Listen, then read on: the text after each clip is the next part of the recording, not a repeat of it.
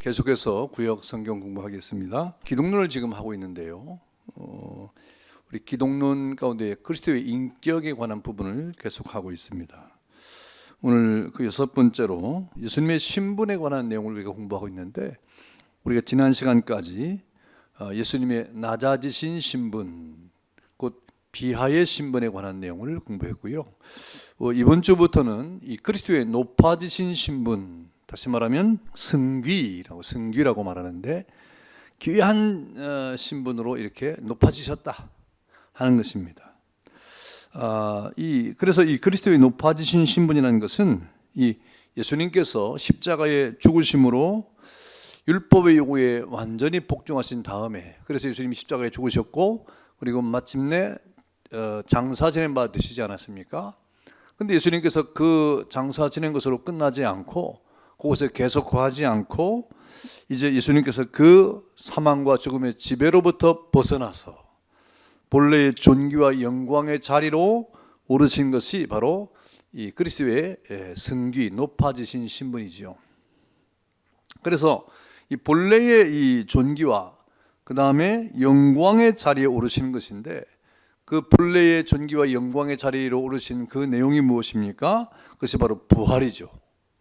죽은 자 가운데서 부활하신 예수님, 그리고 40일 동안 이 땅에 계시다가 또 하나님의 나라로 올라가신 승천하신 예수님, 그리고 지금은 하나님 보좌 우편에 앉으셨는데, 이 하나님 보좌 우편에 앉으셨다고 하는 것은 예수님의 통치를 가리키는 거예요. 세상의 모든 만물을 예수님의 이름 앞에 복종하게 하시고 무릎을 꿇게 하시고, 이제는 모든 나라를 다스리는 통치자가 되셨다 하는 것이고, 그리고 이후에 마침내 예수님이 재림을 하시는데, 이 재림을 하는 이유가 뭡니까? 이 땅의 선악간에 예수님께서 심판을 하러 오시는 거죠. 그래서 예수 믿는 자를 구원하고 믿지 않는 자를 영원한 불못에 던지는, 쭉정이와 알곡을 가르는, 염소와 양을 가르는 마지막 심판의 재림이 예수님의 높아지신 신분의 결정이 될 것입니다. 그러면서 이제 영원한 하나님의 영생의 나라가 우리에게 펼쳐지게 되는 것이죠. 그래서 이 시간에는 우리 부활에 관한 첫 번째, 예수님의 신분에, 높아지신 신분의 첫 번째가 바로 부활인데, 이 그리스도의 부활에 관한 견해를 우리가 살펴보도록 하겠습니다. 죽은 자 가운데서 다시 살아나신 예수님의 부활은 바로 예수님 자신은 물론이거니와 성경의 예언대로 부활하신 거예요. 어느 날 갑자기 내가 부활해야 되겠다 하고 부활하는 것이 아니라, 이미 예수님은 이 부활에 대해서 예언을 하셨고, 또 성경도 예수님이 부활하실 것을 예언을 하신 것이죠. 그래서 예수님의 부활, 이 그리스도의 부활은 바로 예수님 자신이 예언을 했고 성경이 예언한 그대로 부활한 것이다 하는 것입니다. 그래서 마태복음 16장 21절에 예수님께서 제자들과 함께 저 가이사랴 빌립보 지방을 가시면서 예수님이 질문을 하죠.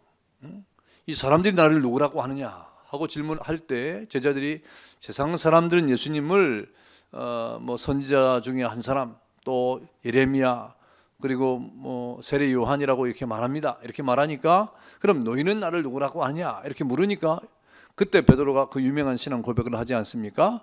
마태복음 16장 16절에 주는 그리스도시요 살아계신 하나님의 아들이십니다 그랬습니다. 그때 예수님이 얼마나 칭찬을 했습니까? 그리고 그 믿음의 고백 위에, 신앙 고백 위에 교회를 내가 세우겠다 그렇게 말씀하시면서, 비로소 예수님께서 그때 16장 21절에 보면 자신의 고난에 대해서 얘기를 하시죠. 그리고 부활에 대해서 얘기를 하십니다. 그래서 마태복음 16장 21절에 보면 자기가 예루살렘에 올라가 장로들과 대제사장들과 서기관들에게 많은 고난을 받고 죽임을 당하고, 그 다음에 제3일에 살아나야 할 것을 비로소 말씀하셨다.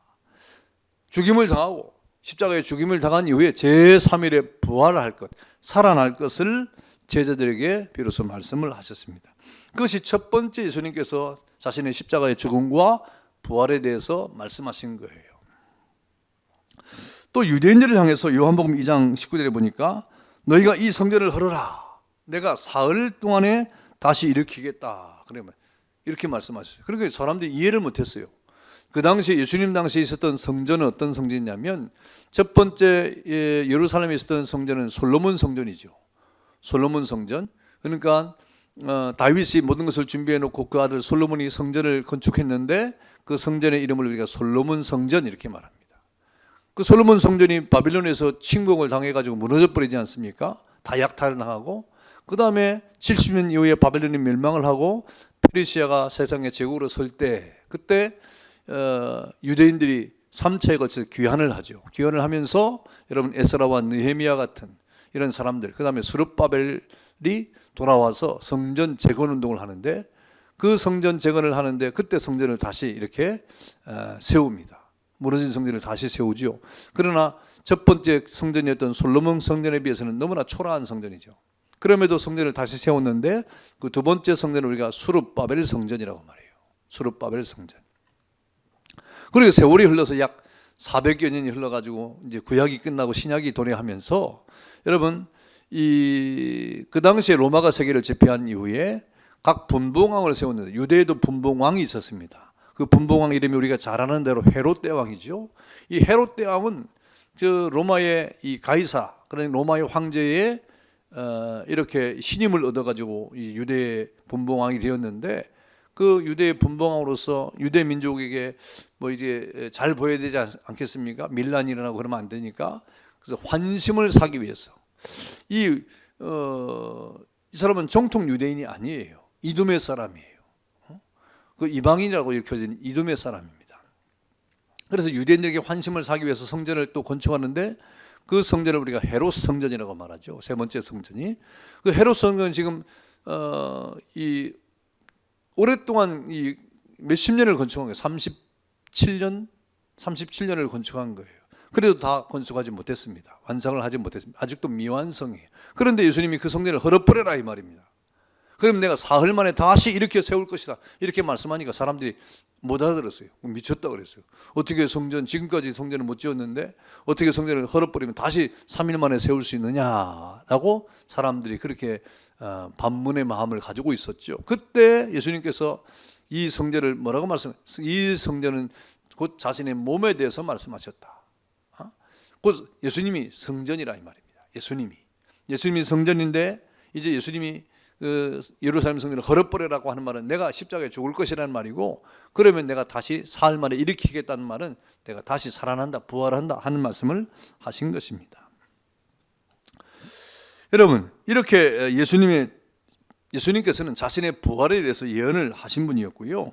그 예언대로 예수님께서는 고난을 당하셨고 고난당한 지 3일 만에 다시 예언대로 부활하셨습니다. 여러분, 마태는 예수 부활에 대해서 기록하기를 그가 여기 계시지 않고 그의 말씀하시던 대로 살아나셨느니라. 마태복음 28장 6절에 보니까 그가 여기 계시지 않고 그가 말씀하시는 대로, 예언하신 대로 이 말입니다. 말씀하신 대로 살아나셨느니라. 예수님의 부활은 예수님 자신의 예언을 따라 부활하셨다 이 말을 강조하고 있는 것이죠. 또 요한복음 20장 9절에 보니까 저희는 성경에 그가 죽은 자 가운데서 다시 살아나야 하리라 하신 말씀을 아직 알지 못하더라 라고 말했는데요. 다시 말하면 성경도 예수님의 부활을 말씀했다는 거예요. 성경도 예수님의 부활을 말씀하셨다. 그리고 예수님의 부활이라고 하는 것은 어느 날 갑자기 일어난 것이 아니라 예수님의 예언을 따라, 성경의 예언을 따라 예수님이 부활을 하신 것이다. 이 예수님의 부활의 특징입니다. 이 두 번째는 이 예수님의 부활은요, 죽음의 권세를 굴복시킴에 있는 겁니다. 여러분, 죽음이 무엇입니까? 사망이 무엇입니까? 사망은 죄의 결과 사망이 우리에게 이르렀지 않습니까? 그런데 모든 이 땅의 사람들이 다 죽는 것을 보면 이 세상의 모든 사람들은 다 죄인이라고 하는 증거가 바로 거기에 있는 것이죠. 그러나 이 죽음이라고 하는 것은 본래 인간의 목이 아니었어요. 여러분, 우리 인간은 하나님이 창조할 때 하나님의 형상을 따라 이 땅에 창조하지 않았습니까? 그러니까 영생하도록, 하나님의 형상을 닮은 사람으로 영생하도록 창조되었는데 그만 우리가 영생을 빼앗겨 버렸죠. 무엇으로? 죄로 말미암아. 여러분, 그래서 사탄의 유혹에 빠져서 범죄하게 되었을 때 여러분, 그 죄가 사람들에게 들어왔고, 그리고 모든 사람이 죄를 지음으로 이와 같이 모든 사람이 죄를 지었으므로 사망에 이르게 되었다 이렇게 말씀하고 있어요. 그러니까 한 사람으로 말미암아 죄가 들어왔고, 그리고 그 죄로 말미암아 사망이 왔는데 모든 사람이 사망에 이르게 되었다. 그렇게 말씀하고 있습니다. 로마서 5장 12절이죠. 한 사람으로 말미암아 죄가 세상에 들어오고 죄로 말미암아 사망이 왔나니 이와 같이 모든 사람이 죄를 지었으므로 사망이 모든 사람에게 이르매 그랬습니다. 그러니까 아담으로부터 죄가 들어왔는데 그 죄로 말미암아 사망에 이르게 되었고 모든 사람이 죄에 이르게 됐다고 하는 것은 곧 그 죄가 모든 사람에게 다 전가가 됐다는 말이에요. 그래서 이 땅의 모든 사람들은 다 죄인이라고 하는 말이죠. 그래서 사망이 우리에게 죽음이 찾아오게 된 것입니다. 여러분, 이렇게 이 예수님께서 부활하신 것은 이런 죽음을 굴복시킨, 죽음의 권세를 굴복시킨 그런 부활이었습니다. 예수님께서 십자가에 못 박히실 때 여러분, 사탄은 자신이 승리한 것으로 생각했을지 모릅니다. 그러나 예수님께서 죽음을 정복하시고 부활하심으로써 사탄에게 완전한 패배를 맛보게 하지 않았습니까? 바울은 이러한 완전한 사탄의 패배를 조롱하면서 여러분, 우리가 잘 아는 대로 고린도전서 15장이 부활장인데요. 그 내용을 천천히 읽어보면 우리의 부활이 얼마나 소중한 것인가를 알 수가 있어요. 그때 54절과 57절에 보면 사망아 너의 쏘는 것이 어디 있느냐, 사망아 너의 이기는 것이 어디 있느냐 라고 말하면서 여러분, 사망이 얼마나 권세가 있어요. 사망이 얼마나 능력이 있습니까? 모든 사람을 다 죽이잖아요. 그런데 여러분, 그 바울이 사망을 향해서 조롱합니다. 사망아 너 이기는 것이 어디 있느냐, 사망아 너의 쏘는 것이 어디 있느냐 하고 조롱하잖아요. 왜 그렇습니까? 예수님이 부활했다 이 말이에요. 우리도 부활한다 이 말입니다. 이 부활이 뭐냐? 사망의 권세를 굴복시키는 그런 특징이 있습니다. 그래서 사망이 이김에 삼킨 바 되리라. 사망아 너희 이기는 것이 어디 있느냐, 사망아 너희 쏘는 것이 어디 있느냐. 사망에 쏘는 것은 죄요, 죄의 권능은 율법이라. 우리 주 예수 그리스도로 말미암아 우리에게 이김을 주시는 하나님께 감사하노라. 예수님이 부활하심으로 모든 사망의 권세를 이긴 것을 감사한다며 우리도 주님을 따라 부활하게 됐으니 감사한다고 하고 이렇게 외쳤던 것입니다. 그래서 이 부활이라고 하는 것은 죽음의 권세를 굴복시키는 그런 특징이 있습니다. 그리고 세 번째는 뭡니까? 이 그리스도의 부활은 그가 하나님의 아들 되심에 대한 확증입니다. 확실한 증거입니다. 그리고 로마서 1장 4절에 보니까 성결의 영으로는 죽은 자 가운데서 부활하여 능력으로 하나님의 아들로 인정되었다 그랬어요. 여러분, 예수님께서 부활하심으로 어떤 것이 인정되었느냐, 확증되었냐면 그 예수님이 하나님의 아들이심이 확증된 거예요. 예수님이 하나님의 아들이심을 확증한 거예요. 로마서 1장 4절에. 그리고 예수님께서 십자가에 죽으시고 부활하실 때 무덤 문이 열리고 부활의 어떤 영광이 나타날 때 그 예수님의 무덤을 지키던 그런 군사들이 그것을 보고 또 백부장이 보고 뭐라 그랬습니까? 그는 진실로 하나님의 아들이었다라고 고백하지 않습니까? 이렇게 예수님은 이 부활을 통하여 그가 하나님의 아들 되심을 확증하는 확실한 증거로 나타냈습니다. 그리고 이 그리스도의 부활은 여러분, 이 영화된 몸을 입고 부활하셨어요. 부활의 몸이 있다 이 말입니다. 예수님의 부활은 그저 죽었다가 다시 살아난 정도가 아니라 몸이 완전히 바뀌는 사람의 몸이지만 그러나 그 몸이 영화의 몸, 또 부활의 몸을 입었다 이 말입니다. 여러분, 성경은 한 인간의 죽음에 대해서 어떻게 정의를 하냐면 육체와 영혼의 분리를 죽음이라고 말합니다. 그 영혼이 떠나면 죽는 거예요. 그래서 이 죽음이라고 하는 것은 육체와 영혼의 분리를 이렇게 말합니다. 그래서 예수님이 죽으실 때도 요한복음 19장 30절에 보니까 어떻게 표현했습니까? 성경에 보니까 머리를 숙이시니까 영혼이 떠나가셨다. 그래서 예수님이 죽으심을 말씀하신 겁니다. 죽음이라고 하는 것은 영과 육신의 분리예요. 예수님도 그런 과정을 통해서 죽음이 예수님에게 찾아온 것입니다. 그러므로 예수님께서 부활하셨을 때 이 분리되었던 영혼이 다시 육체와 연합을 한 겁니다.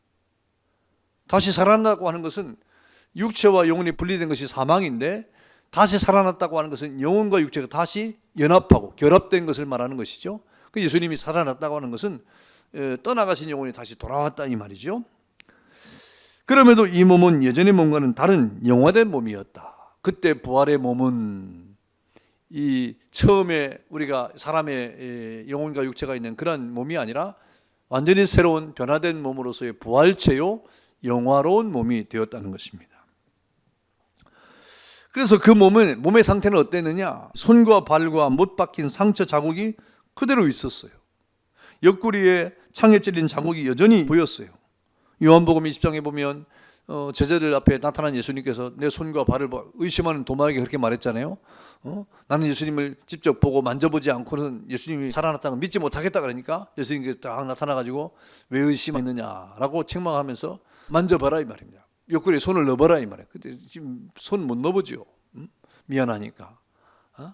뭐 이렇게 의심이 많으냐? 보고 믿는 것보다 안 보고 믿는 믿음이 더 큰 믿음이다. 예수님께서 그렇게 교훈하시지 않습니까? 이렇게 부활하신 예수님에도 그 상처난 손의 못자국이 옆구리엔 창자국이 있었어요. 왜? 그 몸에 상처를 받으셨으니까. 그리고 계속해서 살아계실 때처럼 숨을 쉬었어요. 숨을 쉬었어요.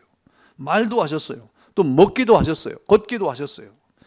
이렇게 예수님은 부활 이후에도 이전의 몸처럼 똑같이 먹고 마시고 숨을 쉬고 또 걷기도 하시고 하는 일들을 계속 했다고 하는 말입니다. 그럼에도 불구하고 부활하신 예수님은 그 이전의 몸과 전혀 다른 그런 모습도 있었는데 그것은 무엇입니까?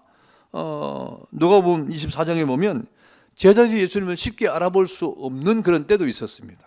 그리고 예수님이 돌아가신 이후에 제자들이 무서워가지고 그 모든 다락방에 창과 문을 다 잠가놓고 아무도 출입을 하지 않고 있을 때 그 들어갈 틈이 없었는데 예수님께서 그 창과 잠긴 문과 창을 통과해서 제자들에게 나타났다. 그러니까 예수님이 시공을 초월한 움직임이 있었다는 거예요. 그런 다른 점도 있었던 것입니다. 그리고 누가복음 24장에는 음식을 예수님께서 요구할 때 이 음식을 같이 먹었다 그랬어요. 음식을 먹기도 했지만 사실은 음식을 반드시 먹어야 된다는 것은 없습니다. 음식을 먹을 수도 있고 안 먹을 수도 있다는 것이죠. 이렇게 부활하신 예수님의 육신은 이전에 어떤 육신과 동일하기는 했지만 그러나 동시에 부활 이후에 육신은 월등하고 독특하게 변화를 받은 부활의 몸, 영화의 몸이 되었다. 우리도 나중에 그런 몸이 될 것입니다. 예수님께서 이 제자들 3명을 데리고 변화산에 올라가지 않았습니까? 베드로와 야고보와 요한을 데리고 변화산에 올라갔을 때 변화산에서 그 모습이 완전히 변해가지고 이렇게 예레미야와 엘리야와 모세를 만나지 않았습니까? 이 두 사람 선지자 엘리야와 모세를 만났어요. 그때 변화된 몸이 있었다 그랬습니다. 이렇게 우리의 부활의 몸은 이전에 우리 육신의 몸을 가지고 있는 그런 형태를 가지고 있으나 그러나 완전히 새로운 몸, 부활의 몸, 영화의 몸으로 변하게 될 것이다. 그래서 예수님의 부활은 영화된 몸을 입고 이렇게 부활하신 것입니다. 5번째, 이 그리스도의 부활은 우리 성도들의 부활과 영생의 보장을 하는 근거가 되는 것입니다. 예수님이 부활하셨다. 여러분, 우리는 성도들 가운데 부활의 영광을 맛본 사람이 누가 있습니까? 성경에 보면 나사로가 부활을 했죠. 그 다음에 저 사르밧 과거의 아들이 또 죽은 자 가운데 부활을 했죠. 또 성경에 보면 죽지 않고 승천한 그런 엘리야도 있지 않습니까? 그러나 그런 것들은 이제 우리에게 어떤 영원한 생명이 있다는 것을 알려주기 위한 것이고, 부활했던 나사로도 나중에 죽었어요. 그러니까 완전한 부활이 아니고 그저 다시 살아난 것입니다. 그러나 예수님의 부활은요, 영원한 부활이에요. 영생의 부활이에요. 그런 부활을 통해서 여러분 우리에게도 역시 영광의 부활과 영생의 생명이 있음을 보장하는 근거가 되고 있는 것입니다. 그래서 베드로전서 1장 3절에 보니까 우리 주 예수 그리스도의 아버지 하나님이 그 많으신 긍휼대로 예수 그리스도의 죽은 자 가운데서 부활하심으로 말미암아 우리를 거듭나게 하사 산 소망이 있게 하셨다. 예수님의 부활과 승천의 그 영생의 어떤 역사를 통해서 우리에게 소망을 주었다. 우리도 예수님처럼 부활하고 우리도 예수님처럼 영생하는 그러한 소망을 우리가 갖게 했다는 것입니다. 그 다음에 로마서 4장 25절에 보니까 예수는 우리 범죄함을 위하여 내어줌이 되고 또한 우리를 의롭다 하심을 위하여 살아나셨다. 예수님의 부활은 우리의 칭의의 근거가 된다 이 말이죠. 예수님의 부활하심은 우리를 의롭게 했다는 말이에요. 다시 말하면 더 이상 죄인이 아니라 의로운 자로 우리를 부르신다고 하는 그러한 말씀입니다. 이렇게 예수님께서는 죽은 자 가운데서 다시 살아 잠자는 자들의 첫 열매가 되셨다라고 말하므로 이 성도의 부활의 근거로 이렇게 보장되었고요. 고린도서 15장 22절에 보니까 아담 안에서 모든 사람이 죽은 것 같이 그리스도 안에서 모든 사람이 삶을 얻게 될 것이다 그랬어요. 아담 안에서는 모든 사람이 다 죽지만, 그러나 두 번째 아담으로 오신 예수님 안에서는 모든 사람이 살아난다, 이 말이에요. 새 삶을 얻게 될 것이다 라고 말씀을 하신 것입니다. 또 그의 살으심을 인하여 구원을 얻을 것이다 라고 로마서 5장 10절은 말씀하고 있습니다. 이렇게 예수 부활은 우리의 생명의 보장, 그 다음에 구원의 보장이 되는 것이죠. 이렇게 그리스도의 부활은 우리를 살려주실 장래의 부활에 힘이 되고 있다. 여러분, 예수님의 부활은 자신만 부활한 게 아니에요. 예수님의 부활은 자기 혼자만 부활하고 영생을 얻는 것이 아니라 우리도 다시 부활하기 위해서, 우리에게도 생명이 있다고 하는 것을 보여주기 위해서 그 확실한 증거로 우리에게 부활하시는 그런 은혜를 나타내신 것입니다. 여러분, 그러면서 이 그리스도의 부활은 어떤 진리가 되었느냐? 여러분, 십자가와 함께 기독교 복음의 근본적 진리가 되었습니다. 그래서 기독교가 뭐냐 그럴 때 두 가지로 십자가와 부활을 설명합니다. 기독교가 뭐냐 그럴 때 십자가와 부활을 설명해요. 그래서 이 부활은 십자가와 함께 기독교 복음의 진리가 된 것입니다. 그래서 고린도전서 15장 14절과 15절에 보면 그리스도께서 만일 다시 살지 못하셨으면 우리의 전파하는 것도 헛것이요 너희 믿음도 헛것이며 또 우리가 하나님의 거짓 증인으로 발견되리니 우리가 하나님이 그리스도를 다시 살리셨다고 증거하였습니다. 만일 죽은 자가 다시 사는 것이 없으면 하나님이 그리스도를 다시 살리지 아니하셨으리라 그랬습니다. 여러분, 예수님의 부활이 없다고 하면 우리가 이렇게 복음을 전하는 것이 얼마나 한심한 것이 되겠습니까? 그리스도의 부활이 없다고 하면 여러분, 우리가 복음 전하면서 이렇게 이 예수님이 다시 살아나시고 우리도 다시 살 것이라고 하는 이 복음 증거가 얼마나 여러분 거짓 증거가 되겠습니까? 정말 이 세상의 희대의 사기꾼이 저와 여러분들이 되지 않겠습니까? 그런데 여러분, 이 부활은 진리라 이 말입니다. 십자가와 더불어서 죄사함과 더불어서 우리가 영원한 생명을 얻는 부활은 진리라는 거죠. 그래서 이 부활은 십자가와 더불어서 기독교 복음의 진리인 것입니다. 그런데 여러분, 이 부활에 대해서 잘못된 부인하는 견해들이 있어요. 부활을 부인하는 잘못된 견해들이 있습니다. 네 가지인데요. 첫 번째는 허위설, 도덕설이라고 말하는데, 이 설은 이 예수님이 죽었는데요, 그 다음에 제자들이 그 시체를 훔쳐갔답니다. 훔쳐가가지고 주님이 부활했다 하고 선전하고 교묘한 속임수를 썼다는 거예요. 제자들이 예수님의 시체를 도둑질해가지고 그렇게 했다는 거예요. 여러분, 그러나 이것은 그 당시에 무덤을 지키던 병사들이 있었는데 왜 지켰습니까? 혹시 예수님의 제자들이 예수님의 시체를 훔쳐가 가지고 그 예수님이 살아났다고 이 평소에 예수님이 살아계실 때 말씀하셨으니까 혹시 그럴지 모르니까 지켜라 그랬어요, 백부장한테. 그러니까 백부장이 있었다는 것은 그 병사들이 100명 있었단 말 아닙니까? 돌로 무덤을 막았습니다. 그리고 여러분, 이렇게 이 백부장이 지키고 있었습니다. 그런데 어떻게 이 시체를 훔쳐갈 수 있겠어요? 그런 것을 보면 이것은 있을 수 없는 일이죠. 허위설, 도덕설은 있을 수 없는 일입니다. 두 번째는 기절설이에요. 기절설. 이것은 예수님께서 진짜 죽은 것이 아니라 잠깐 기절했다. 채찍에 맞으시고 힘들게 골고다를 올라가셨고, 그 다음에 이 가시면역관을 썼고 양발과 양손에 못이 박혀 그러니까 피가 나고, 그러니까 예수님께서 더 이상 견디지 못하고 기절했다가 다시 살아났다는 것이죠. 여러분, 그런데 여러분, 사실상 예수님이 그렇게 고난을 받으시고 채찍에 맞고 허리에 창을 찔리고 못이 박히고 가시면역을 쓰면서 열이 낭자한 가운데 피를 흘렸지 않습니까? 어떻게 살겠어요? 여러분, 그리고 이제 유월절 이후에는 시체를 매장할 수가 없어요. 예수님께서 금요일 날 이렇게 돌아가셨으니까. 금요일 날 돌아가셨죠. 오전 9시에 십자가에 달리시고 오후 3시까지 십자가에 달려 있었으니까 여러분, 조금 지나면 3시간만 지나면 유월절이 시작되는 거예요. 그럼 유월절에는 시체를 만질 수도 없고 장사도 안 돼요.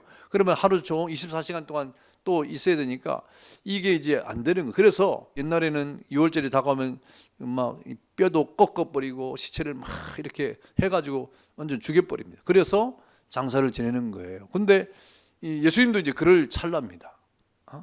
근데 예수님의 뼈가 꺾이면 안 되잖아요. 구약에도 예수님의 뼈가 꺾이지 아니했다고 하는 예언이 나오는데 예수님의 뼈가 꺾이면 안 되잖아요. 그래서 창을 찌르고 막 해서 이렇게 예수님이 실제로 죽음에 이르도록 한 것이죠. 그래서 마침내 예수님이 사망을 한 것입니다. 그렇게 예수님께서 탈진된 채로 이렇게 만약에 기절했다고 하면, 예수님이 창에 찔리고 뭐 해서 기절했다고 하면 이제 장사까지 다 지냈는데 어떻게 그 탈진된 몸으로 돌을 굴려내고 나올 수가 있겠어요?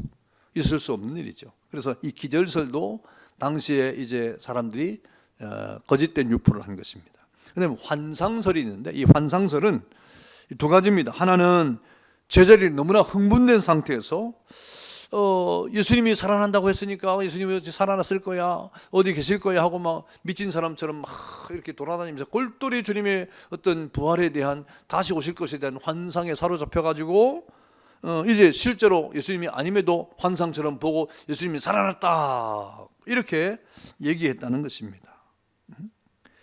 이 주관적인 환상을 봤다는 것이죠. 실체가 아니라고 하는 말을 하고 싶은 거예요.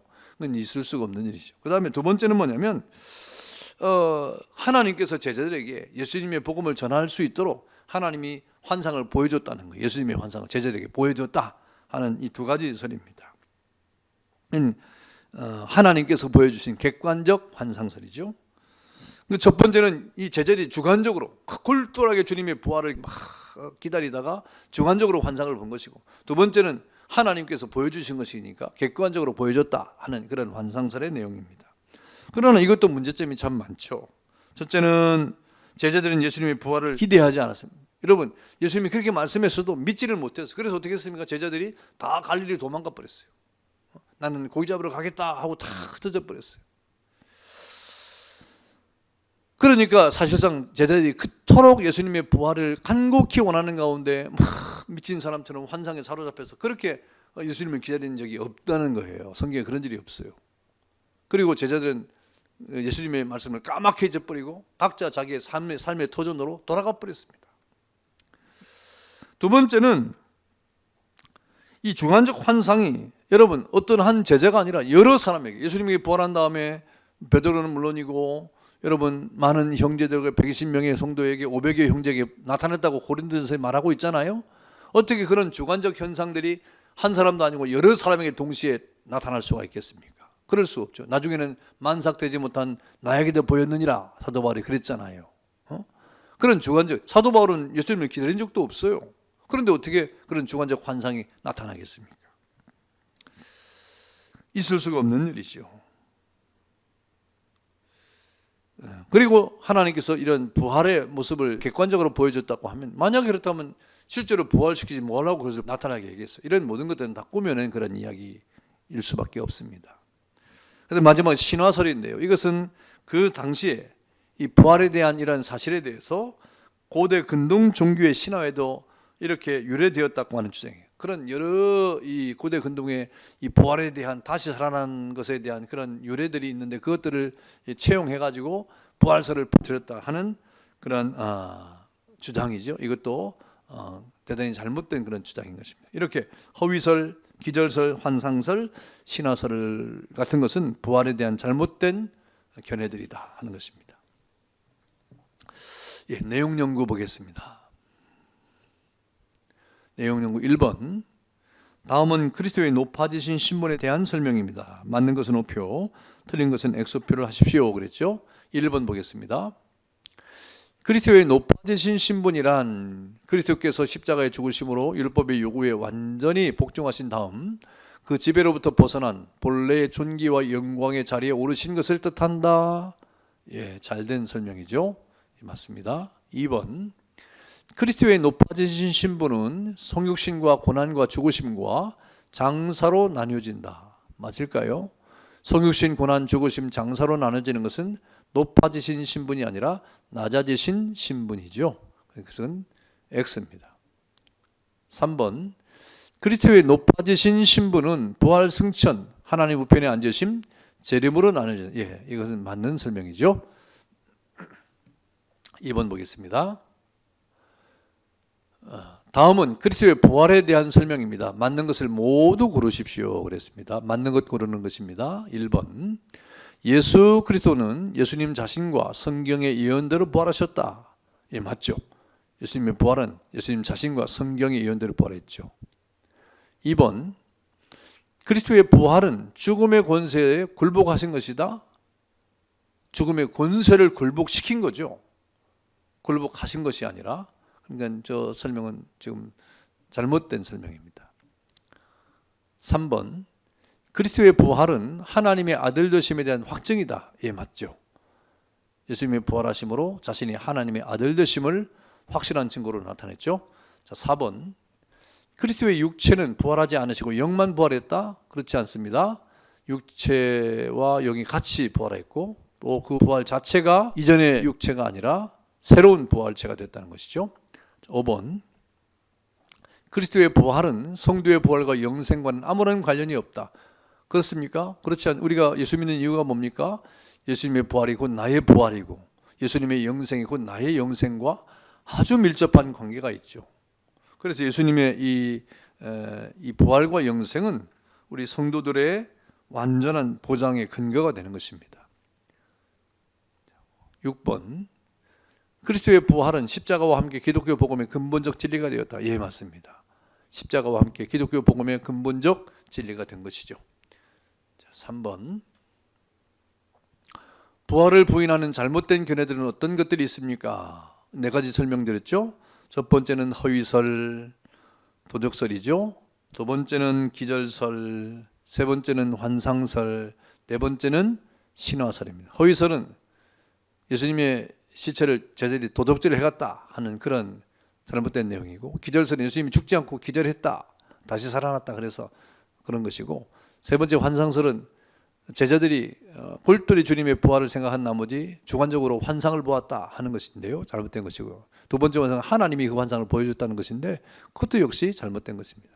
신화설, 고대 근동의 종교적 신화에서 유래되었다고 하는 그런 어처구니 없는 잘못된 견해들이 있습니다. 여러분, 이런 견해들은 왜 이렇게 소개를 하냐면 지금도 예수님의 십자가와 부활에 대해서 폄하를 하고 잘못된 신앙관을 가지고 있는 자유주의자들이 얼마나 많은지 모릅니다. 어떻게 그렇게 그럴 수 있을까라고 생각하지만 그렇지 않아요. 많은 경우에 그런 사람들이 참 많습니다. 예수님의 십자가 부활을 역사적으로 받아들이지 않고 실제적으로 받아들이지 않고 그것을 어떤 교훈으로만, 어떤 사상으로만, 어떤 의미로만 받아들이는 그런 경우가 참 많죠. 여러분, 그런 것을 우리는 경계하고 조심해야 됩니다. 우리는 십자가와 부활의 복음에 굳게 서는 그런 믿음을 가져야 됩니다. 감사합니다.